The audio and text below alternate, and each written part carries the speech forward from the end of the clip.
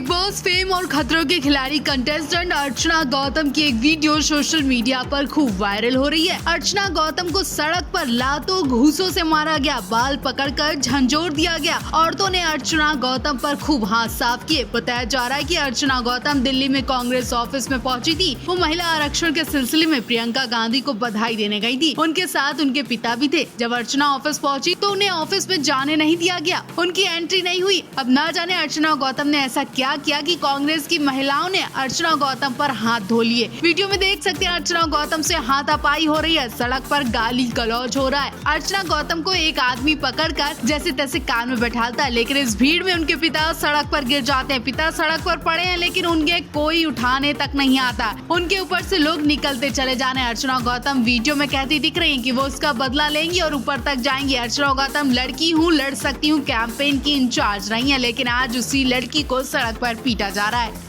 प्यार में मर मिटने वाले पुराने स्टार्स जिन्हें आज तक याद किया जाता है। प्यार में मरने वाले इंसान के लिए पूरी जिंदगी अपने आप को कमरे में कैद रखा। जी हाँ, शोले फिल्म में ठाकुर का किरदार निभाने वाले संजीव कुमार की उस प्रेमिका के बारे में बात कर रहे हैं जिन्होंने संजीव कुमार की याद में पूरी जिंदगी बंद कमरे में गुजार दी। जी हाँ, सुलोचना पंडित की, जिन्हें गायकी अपने परिवार से विरासत में मिली थी। सुलोचना का पूरा परिवार गायक था। सुलोचना ने पहला गाना लता मंगेशकर के संग गाया था। सुलोचना ने कई हिट गाने गाए, फिर अचानक से उन्हें फिल्मों के ऑफर आने लगे। उन्होंने पहली फिल्म उलझन में संजीव कुमार के संग काम किया। उसके बाद सुलोचना ने करीब 30-40 फिल्मों में काम किया। संजीव कुमार सेट पर उनकी मदद भी किया करते थे और यही अदा सुलोचना को पसंद आ गई, लेकिन उन्होंने दिल की बात कहने में देर कर दी क्योंकि उस वक्त संजीव कुमार हेमा मालिनी के प्यार में फंसे थे। जब हेमा मालिनी ने संजीव कुमार से शादी करने से मना किया तो संजीव कुमार का दिल टूट गया और वो नशा करने लगे। तब भी सुलोचना उनसे बात नहीं कर पाई और फिर संजीव कुमार को हार्ट संबंधित बीमारी हो गई और वो इलाज के लिए बाहर चले गए। कुछ टाइम बाद उनकी मौत भी हो गई। संजीव की मौत ने सुलोचना को पूरी तरह से तोड़ दिया। वो डिप्रेशन में चली गई, मानसिक संतुलन भी खो दिया। वो किसी को पहचान भी नहीं पाती थी। सुलोचना कमरे में संजीव कुमार की फोटो लगा कर रखती थी और उसी को देखते ही उन्होंने पूरी जिंदगी गंवा दी।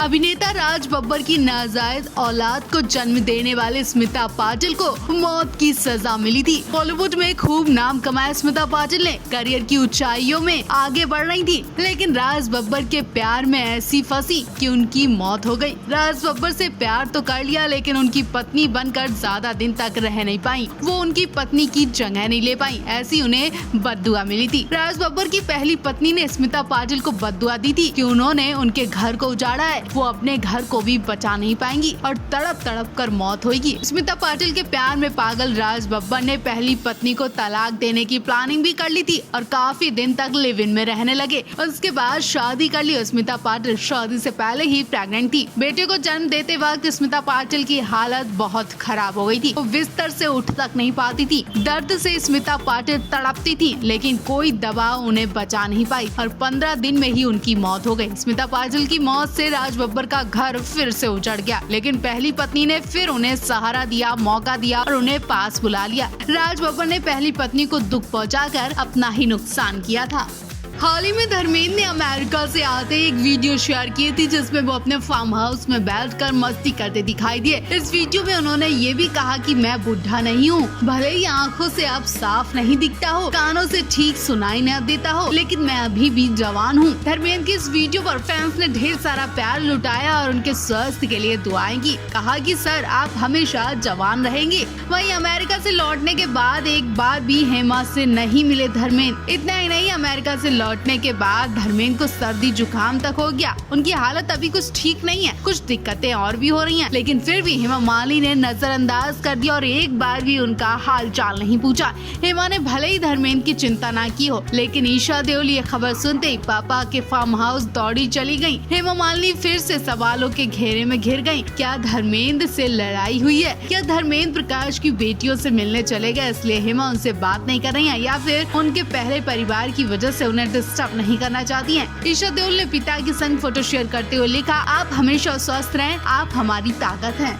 सुपरस्टार देवानंद के 100वें जन्मदिन के उपलक्ष्य में जयपुर में देव फेस्टिवल में पहुंची हेमा मालिनी ने देवानंद की तारीफ तो की, साथ ही इन्होंने ये भी बताया कि वो जिस राम मंदिर में आई हैं, उसी में उनकी और धर्म जी की फिल्म चरसा रिलीज हुई थी और यहाँ की शुरुआत हुई थी। ये जगह मेरे लिए बहुत खास है और हमेशा रहेगी। साथ ही देवानंद की तारीफ में हेमा ने कहा कि देव साहब कभी किसी की लाइफ में इंटरफेयर नहीं करते थे, बल्कि वो लोगों को और मुझे इनकरेज करते थे। कहते थे कि आओ हेमा, हंसी खुशी ये पल गुजारते हैं, पता नहीं कब किसके साथ क्या हो जाए, ये जिंदगी में रखा ही क्या है। हेमा ने कहा कि आज तक मुझे मेरी जिंदगी में ऐसा इंसान नहीं मिला जो सिर्फ अपने काम से काम किया और चलते बना। वो लोगों के सामने बहुत प्यार से पेश आते थे, कभी घमंड नहीं किया, जबकि वो अपने जमाने के सबसे बड़े एक्टर रहे। लोग उनके फैन हुआ करते थे। यहाँ तक हेमा मालिनी भी देवानंद सर की फैन है। हेमा ने ये भी बताया कि आज जब मैं तैयार हो रही थी तो मुझे ऐसा लगा कि मैं देव साहब से मिलने जा रही हूँ, क्योंकि मेरा उनसे अच्छा जुड़ाव रहा और उन जैसे नेक इंसान को मैं कभी भूल नहीं सकती हूँ।